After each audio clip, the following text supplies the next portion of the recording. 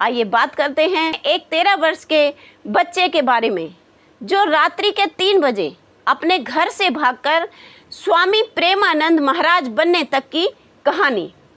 कैसे उनके पिता ने उन्हें ढूंढा, कैसे वे कानपुर से अपने घर से निकलकर वाराणसी पहुँचे और कैसे वाराणसी से वृंदावन तक जा पहुँचे। क्यों कह दिया डॉक्टरों ने कि आपकी बस 6 महीने की आयु ही है, और उन्हें बार बार आश्रमों से क्यों निकाला गया। आइए शुरू करते हैं महाराज प्रेमानंद जी के जीवन की कथा। हम एक ऐसे कलयुग में रहते हैं जहाँ छोटी से छोटी बात हमारे जीवन की अशांति और असंतोष का कारण बन जाती है। जो हमारे पास नहीं है उसे पाने की इच्छा, और जो हमारे पास है उसे खोने का डर निरंतर हमें लगा रहता है। ईर्ष्या, द्वेष और लालच से भरे इस अंधेरे वक्त में एक रोशनी की तरह प्रेमानंद महाराज जी को हम देख रहे हैं, जिन्हें सुनकर मन शांत हो जाता है और प्रेम से भर जाता है। अगर हम महाराज जी के जीवन के बारे में देखें तो हमें बहुत सी बातें सीखने को मिलती हैं, जिन्हें हम अपने जीवन में अपनाकर सहज ही भगवत भक्ति की प्राप्ति कर सकते हैं। अगर आपको अपना ये आरामदायक जीवन मुश्किल लगता है तो आइए मैं आपको बताती हूँ कि मुश्किलों और तकलीफ़ों से भरा जीवन वास्तव में होता क्या है। श्री प्रेमानंद महाराज जी का जन्म 1969 को उत्तर प्रदेश के कानपुर जिले में हुआ था। उनका बचपन का जो वास्तविक नाम वह अनिरुद्ध कुमार पांडे था। उनका जन्म एक साधारण गरीब ब्राह्मण परिवार में हुआ था, लेकिन उनका भविष्य साधारण नहीं था। ईश्वर ने उनके लिए कुछ अलग ही सोच रखा था। उनके पिता श्री शंभुनाथ पांडे और माँ रमा देवी दोनों उच्च आदर्श के अत्यंत धार्मिक प्रवृत्ति के व्यक्ति थे। परिवार में पहले से ही संन्यास की परंपरा भी चल रही थी, क्योंकि उनके दादाजी भी एक महान संत थे। इन्हें बचपन से ही भक्ति भाव बड़ा भाता था। वे 5 वर्ष की उम्र में जब मंदिर में भजन कीर्तन होते या रामायण पाठ होते तो बड़े ध्यान से बैठे रहते। जिस उम्र में बच्चे शरारत करते हैं उस उम्र में पांडे जी भगवत गीता का अध्ययन करने लगे थे। वे धार्मिक ग्रंथों को बड़ी रुचि से पढ़ते और संतों का संग उन्हें बड़ा भाता था। कभी कभी वे मंदिर में घंटों ध्यान मग्न होकर बैठ जाते थे। परिवार के लोग और आसपास के लोग सभी उनकी इस अवस्था से चकित थे। कभी कभी वे मंदिर के पुजारी से कहते कि एक ना एक दिन ये जो घर के सदस्य हैं, जो मुझे प्रेम करते हैं और जिन्हें मैं प्रेम करता हूँ, वे एक ना एक दिन मर जाएंगे। तब मेरा इस दुनिया में कौन होगा? मैं किसके पास रहूँगा? मेरी देखभाल कौन करेगा? तब मंदिर के पुजारी ने उनसे एक बार कहा था, बेटा, ये जो भगवान है ना, ये सभी के अपने हैं, ये सभी का ध्यान रखते हैं, सबकी चिंता ये स्वयं करते हैं। यह सुनकर पांडे जी के मन में ये विचार घर कर गया कि फिर तो मुझे भगवान के पास ही जाना चाहिए, उन्हीं की शरण में लगना चाहिए। एक बार प्रेमानंद जी 9वीं क्लास में जब पढ़ते थे तो उन्होंने अपनी माता से कहा, अम्मा, हमारा मन बार बार ये करता है कि हम घर से भाग जाएं और ईश्वर प्राप्ति के लिए लग जाएं। माता ने हंसकर कहा, बेटा, घर से भागकर भगवान थोड़े ही मिलते हैं। उनको पाना है तो बैठकर भगवान का ध्यान करो, उनका भजन करो। तब बच्चे ने कहा, नहीं माता, ये ऐसे नहीं होगा। हमारा मन करता है कि हम बाबा बन जाएं, सन्यासी बन जाएं। हम आपसे बहुत प्रेम करते हैं, इसलिए ये बात हम सिर्फ आपको ही बता पा रहे हैं। उनकी माँ ने मन में विचार किया कि मेरे बेटे ने किसी संत का सत्संग सुन लिया होगा, इसलिए ऐसी बातें कर रहा है। 1-2 दिन में सब भूल जाएगा, और वे घर के कार्यों में लग गई। एक बार सत्संग के दौरान महाराज जी ने अपने श्रीमुख से अपने बचपन की वह बात बताई थी। उन्होंने कहा कि उसी रात्रि को मेरे मन में एक ऐसी व्याकुलता उठी कि अब यहाँ नहीं रहना और बस भगवान के चरणों में प्राण न्योछावर करना है। और उसी रात्रि को मात्र 13 वर्ष की उम्र में निकल पड़े एक अनंत आध्यात्मिक सफर पर। कहते हैं कि जब मन में सत्यता होती है, उसको पाने की ललक सच्ची होती है, तो भगवान स्वयं ही राह दिखाते हैं और इसी राह में वे कई संतों से मिले। महाराज जी सबसे पहले वाराणसी पहुँचे और फिर यहाँ बस गए। महाराज जी का नित्य नियम बन गया कि वे गंगा जी में स्नान करके पास ही स्थित तुलसी घाट पर एक पीपल वृक्ष के नीचे आसन लगाते और भगवान शंकर का ध्यान करते थे। उन्हें अपने भोजन की चिंता नहीं थी। वे केवल 10 से 15 मिनट ही भिखारियों वाली लाइन में जाकर बैठ जाते थे, भोजन का इंतजार करते थे। इतने समय में यदि भोजन मिल गया तो ठीक है, और नहीं मिला तो गंगा जल पीते और वहाँ से अपने एकांतवास में जा बैठते। ये एकांतवास 1-2 घंटे का नहीं, 24 घंटे का होता था। कई बार तो ऐसा होता कि भोजन की व्यवस्था कई दिन तक नहीं हो पाती थी और केवल गंगा जल पीकर ही समय व्यतीत हो जाता था। कितनी शक्ति दी थी ईश्वर ने उनको। एक दिन महाराज जी ध्यान में बैठे थे, तभी भगवान महादेव जी की कृपा से उनके मन में एक विचार आया। वे सोचने लगे कि वृंदावन का नाम तो बहुत सुना है, लेकिन कभी जाने का सौभाग्य नहीं मिला। वे सोचने लगे कि ये वृंदावन कैसा होगा।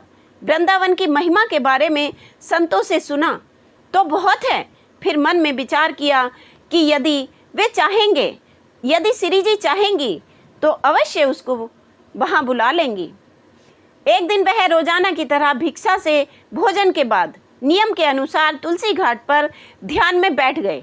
तभी एक संत ने वहाँ आकर महाराज जी से कहा, भैया जी, यहाँ काशी में एक अंध विश्वविद्यालय है। वहाँ पर एक बड़ा ही धार्मिक अनुष्ठान चल रहा है, जिसमें दिन के समय श्री चैतन्य लीला होती है और रात्रि में रास लीला का आयोजन होता है।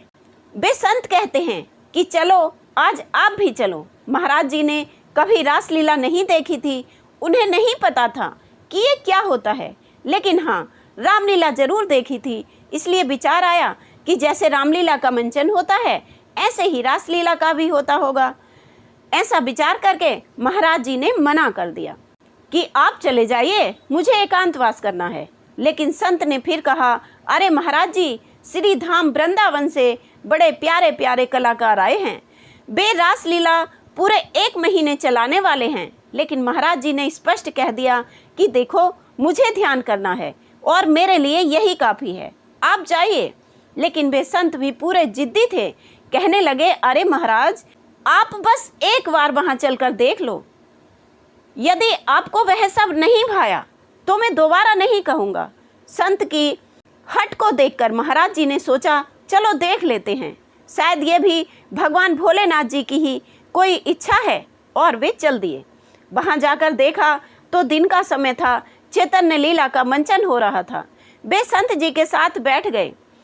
चैतन्य लीला देखकर महाराज जी का मन इतना भाव विभोर हो गया कि शाम को दोबारा चलने के लिए संत को कहना ही नहीं पड़ा और वे समय से पहले रास लीला देखने के लिए जा पहुँचे। फिर तो ऐसा मन लगा कि पूरे 1 महीने का नियम बन गया। वे चैतन्य लीला और रास लीला का रसपान करते रहे। रास लीला का समापन हो गया, कलाकार वापस लौटने लगे। लेकिन अब महाराज प्रेमानंद जी का मन व्याकुल हो उठा। अब मैं यहाँ जीवित नहीं रह पाऊँगा, मुझे तो अब वृंदावन ही जाना होगा। ये सोचकर महाराज टीम संचालक के पास जा पहुँचे, दंडवत प्रणाम किया और हाथ जोड़कर कहने लगे, प्रभु, हम गरीब दीनहीन बाबा हैं, हमारे पास तो पैसे भी नहीं हैं, लेकिन हम आपके साथ वृंदावन चलना चाहते हैं, हम वहाँ आपकी सेवा कर दिया करेंगे। संचालक महोदय ने विनम्र भाव से मना कर दिया, कह दिया, नहीं, ये नहीं हो पाएगा, मैं तुम्हें साथ नहीं ले जा पाऊँगा, परंतु तुम अकेले वहाँ आ सकते हो। यदि तुम एक बार वृंदावन आ गए, बिहारी जी के शरणागत हो गए, तो फिर बिहारी जी तुम्हें कभी नहीं छोड़ेंगे। ऐसा उन्होंने कह दिया।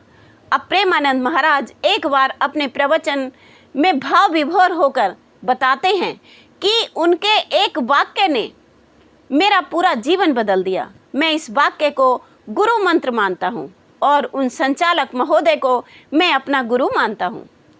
अब तो प्रेमानंद महाराज जी की ऐसी लगन लगी कि बस मुझे वृंदावन जाना है, मुझे वृंदावन जाना है, मुझे तो वहीं बसना है जहाँ श्री कृष्ण और राधा रानी के प्रेम की अविरल धारा बहती है जो भक्त को मंत्र मुग्ध कर देती है। मुझे भी उसी का रसपान करना है। प्रिय भक्तों, ये है हमारी श्री जी की कृपा कि कल तक जो संत एकांतवास में जाप करते थे, किसी से ज़्यादा नहीं बोलते थे, आज वे पागलों की तरह वृंदावन जाने की हट लगाए हैं। आप ही सोचिए कि उनके मन में अचानक प्रेरणा आना कि वृंदावन कैसा होगा, और फिर काशी में रासलीला का आयोजन, फिर एक अनजान संत द्वारा कृष्ण लीला के लिए हठपूर्वक निमंत्रण देकर रासलीला दिखाना, और अब ये वृंदावन जाने की हट, ये श्री जी की कृपा नहीं तो फिर क्या है। वृंदावन के कलाकारों की टीम वापस चली गई और प्रेमानंद महाराज जी की दिनचर्या फिर वैसी ही हो गई। भोजन के लिए भिक्षा मांगना और फिर तुलसी घाट पर आसन लगाकर एकांतवास करना। लेकिन अब उनके मन में नित्य कर्मों में एक चीज और जुड़ गई कि मुझे वृंदावन जाना है। ये ख्याल निरंतर उनके मन में बना रहता था। एक दिन वे एकांतवास में बैठे थे, तभी संकट मोचन हनुमान मंदिर के पुजारी बाबा युगल किशोर जी प्रसाद लेकर उनके पास आए और कहने लगे, लो बाबा प्रसाद ले लो। अब महाराज जी का परिचय तो किसी से था नहीं, क्योंकि वे एकांतवासी थे, तो अचानक उन्हें किसी का प्रसाद देना कुछ उचित भी नहीं लगा और वे युगल किशोर जी से बोले, क्यों ले लें, इतने लोग हैं, आप किसी को भी प्रसाद दे दो। युगल किशोर जी ने कहा, बाबा अंदर से प्रेरणा आई है कि ये प्रसाद आपको ही दूं, संकट मोचन का प्रसाद है, ले लो। महाराज जी का युगल किशोर जी के व्यवहार को देखकर लगा कि इनसे प्रसाद लेने में कोई हर्ज नहीं है, और उन्होंने प्रसाद ले लिया, प्रसाद ग्रहण किया और कमंडल से पानी पी लिया। अब युगल किशोर बाबा जी ने इनसे कहा कि बाबा चलो मेरी कुटिया में, मैं संत हूँ, ग्रस्त नहीं हूँ, आप वहीं पर रहना, थोड़ा भोजन कर लेना। अब युगल किशोर बाबा जी उन्हें अपने साथ कुटिया में लिवा ले गए, दाल रोटी खिलाई। भोजन पाकर वे बड़े भाव विभोर हो गए। महाराज जी ने भरपेट भोजन किया, लेकिन महाराज जी के भोजन खाने से पेट तो भर गया, लेकिन जो उनके मन में लगी हुई भूख थी उसका क्या करें। महाराज जी ने एक बात मन में जो हमेशा खटकती रहती थी कि मुझे वृंदावन जाना है, मैं वृंदावन कैसे जाऊंगा। अब महाराज जी बाबा युगल किशोर जी को कहते हैं कि बाबा क्या आप मुझे वृंदावन ले जा सकते हैं। तो बाबा ने कहा, हाँ क्यों नहीं, मैं तुम्हें वृंदावन जाने की व्यवस्था कर सकता हूँ। इतना सुनते ही महाराज जी का रोम रोम प्रफुल्लित हो उठा। तो बाबा ने कहा, कल वृंदावन जाएंगे, और आखिर वह दिन आ ही गया। अगले दिन युगल किशोर जी ने मथुरा जाने वाली ट्रेन में महाराज जी को बिठा दिया। यात्रा के दौरान महाराज जी की मुलाकात दो बच्चों से हुई। वे महाराज जी से बातें करते हुए बड़े प्रभावित हुए और महाराज जी से कहा कि आप कुछ रुपए ले लो। तब महाराज जी ने रुपए लेने से इनकार कर दिया और कहने लगे कि नहीं, मुझे रुपए नहीं चाहिए, मुझे तो वृंदावन जाना है। तब उन्होंने कहा कि हम भी मथुरा जा रहे हैं, आप हमारे साथ चलिए, हम जहाँ ठहरे हैं आज रात वहीं विश्राम कर लीजिए, कल वृंदावन चले जाइए। ठीक है भैया, आज रात आपके पास रुक जाएंगे। ऐसा कहकर वह मथुरा स्टेशन पर उतर गए। मथुरा में राधे श्याम गेस्ट हाउस के बाहर महाराज जी को बैठने का आदेश देकर वे लोग अंदर चले गए कि हम अभी थोड़ी देर में आते हैं। ठीक है कहकर महाराज जी बाहर बैठे रहे। रात्रि का समय और सर्दी का मौसम, काफ़ी समय हो गया, कोई अंदर से उनको बाहर लिवाने नहीं आया। कल वृंदावन जाएंगे, कल वृंदावन जाएंगे, इन्हीं विचारों में महाराज जी गेस्ट हाउस के बाहर बैठे थे। उस समय रात्रि के 11 बज रहे थे। तभी एक सज्जन व्यक्ति वहां आए और पूछने लगे, महाराज इतनी सर्दी में, इतनी रात्रि में आप यहाँ क्यों बैठे हैं। तब महाराज जी ने वह सारी बात उन्हें बता दी। वे सज्जन व्यक्ति महाराज को अपने साथ अपने घर लिवा ले गए और भरपेट स्वादिष्ट भोजन कराया और सोने के लिए बिस्तर दे दिया। महाराज जी सो गए। अगले दिन सवेरे पहले यमुना जी में स्नान किया और फिर सीधा केशव देव जी के मंदिर में जा पहुँचे। दर्शन करने लगे और जैसे ही श्री कृष्ण से नैना लड़े, चिल्ला उठे, रोने लगे, कहने लगे अब तक का जीवन मेरा व्यर्थ ही चला गया, यही तो मेरी मंजिल है। महाराज जी के भाव विभोर देखकर वे खूब जोर जोर से रोने लगे और वे ये भूल गए कि मैं कहाँ खड़ा हूँ, कितने लोग मेरी तरफ देख रहे हैं। वह तो बस नेत्र बंद किए भाव विह्वल होकर रोए जा रहे थे। मंदिर में आए श्रद्धालु उन्हें देख रहे थे। उन्हें ऐसा लगा मानो आज भगवान स्वयं अपने भक्त को दुलारने प्रकट हो गए हों। पूरा मंदिर वात्सल्य प्रेम से भर गया। सब लोग आपस में एक दूसरे से कहने लगे, अरे बाबा जी को तो देखो कैसे अपने भगवान की याद में रो रहे हैं। कुछ बोले महाराज जी का यह स्वरूप तो देखो कैसे दिव्य संत हैं, इनके चेहरे पर कितना तेज है। और देखते ही देखते महाराज जी के चारों तरफ दर्शन करने वाले श्रद्धालुओं की भीड़ लग गई। कोई उन्हें फूल माला पहना रहा है, कोई उनके चरणों में दंडवत प्रणाम कर रहा है। तभी एक दर्शनार्थी जो काफी देर से वहां खड़ा यह सब देख रहा था, कहने लगा, हे महाराज, मैं आपकी कोई सेवा करना चाहता हूँ, आप मुझे आदेश करें। महाराज जी के मन में तो केवल एक ही भाव हिलोरे मार रहा था कि मुझे वृंदावन जाना है। तो उससे कहा, बस तुम मुझे वृंदावन पहुंचा दो। उस दर्शनार्थी ने सवारी की व्यवस्था करके महाराज जी को वृंदावन के लिए विदा कर दिया और ड्राइवर ने उन्हें रमण रेती मंदिर में पहुंचा दिया। यहाँ महाराज जी की भेंट श्याम सखा जी से हुई। उन्हें श्याम सखा जी ने निवेदन किया कि महाराज, मैं बनारस से आया हूँ और बिहारी जी के दर्शन करना चाहता हूँ। यदि आप 3-4 दिन हमारे यहाँ रहने की व्यवस्था कर देते तो आपकी बड़ी कृपा हो जाती। वे वहाँ रुके, वृंदावन भ्रमण किया, खूब आनंद प्राप्त हुआ और कई उतार चढ़ाव के साथ साथ अब महाराज जी के जीवन में एक ठोर ऐसा आया कि वे महाराज जी को श्री राधे रानी जी के बिल्कुल करीब ले गया। श्री प्रेमानंद महाराज जी ने एक बार बताया कि जब मेरी आयु 35 वर्ष के करीब हो गई तब एक दिन मेरे पेट में बहुत ज़्यादा पीड़ा होने लगी। तब मैं राम किशन मिशन हॉस्पिटल में जांच कराने जा पहुंचा। वहां डॉक्टर ने मुझे बताया कि तुम्हारी दोनों किडनियां लगभग खराब हो चुकी हैं, तुम्हें किडनी डिसीजर्स नाम का रोग है। तुम इस बीमारी में किडनी पर गांठें हो जाती हैं, जिसके कारण कभी भी किडनी फटने का खतरा रहता है। कभी कभी ये रोग आनुवांशिक होता है, इससे किडनी कुछ सालों में पूरी तरह खराब हो जाती है। डॉक्टर ने बताया कि महाराज, तुम्हारे पास ज़्यादा से ज़्यादा 4-5 महीने के समय है। प्रेमानंद महाराज जी कहते हैं कि मेरी हालत खराब थी, मैं वही खाता था जो मांग कर लाता था। फिर डॉक्टर ने कह दिया कि देखो, तुम कभी भी मर सकते हो।